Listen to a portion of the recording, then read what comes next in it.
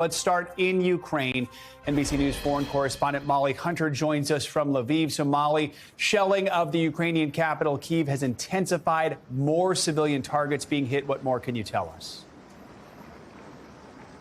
Joe, that's exactly right. And to be completely clear, look, Russia has targeted civilian targets in other cities for the last 3 weeks. What is different is that in the last 2-3 nights, Kyiv has had an onslaught of civilian targets hit overnight. Apartment buildings, metro stations. Our Richard Engel was outside of an apartment building with no other military targets anywhere close. In Kharkiv, apartment buildings were hit overnight. And Joe, also in Zaporizhia, a botanical garden and a railway station was hit just a few hours ago, according to officials there.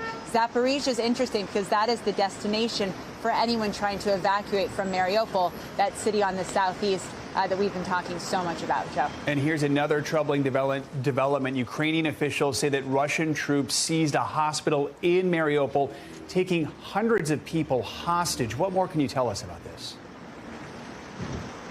Yeah, this situation in Mariupol just keeps getting worse. Before I get to the hostage situation, the slightly good news is that President Zelenskyy says finally civilians have been able to start escaping. 20,000 in the last 2 days. Last night alone, just 4,000 private cars got out. That's extremely good news. This hostage situation has been developing in the last 12 hours or so. According to a regional official there, Russian troops took about 500 people to a hospital to use them as human shields. We have very little information if they are, allowed to have food, to have water, if there are any escape routes already planned. We'll certainly keep you posted on that, but a very worrying, very dangerous development, Joe. Yeah, Molly, despite this ongoing and intensifying assault by Russia, President Zelenskyy did strike a more hopeful tone, saying negotiations with Russia have become more realistic. What can you tell us about that? What has changed?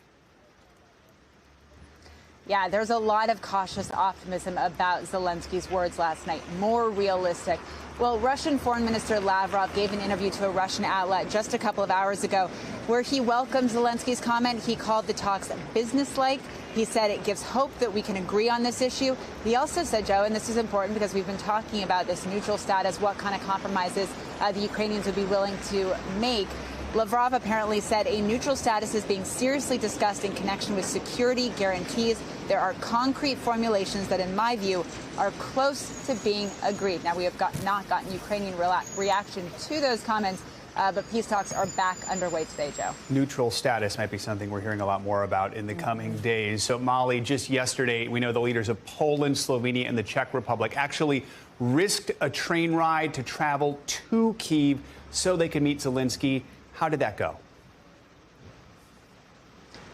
That's right. This was a risky, a brave, a dramatic, and certainly headline-making trip. They took a train to Kyiv.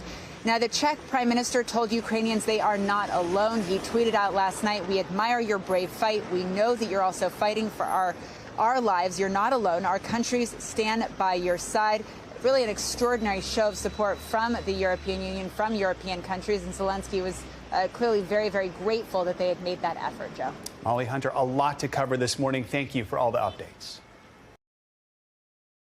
Thanks for watching our YouTube channel. Follow today's top stories and breaking news by downloading the NBC News app.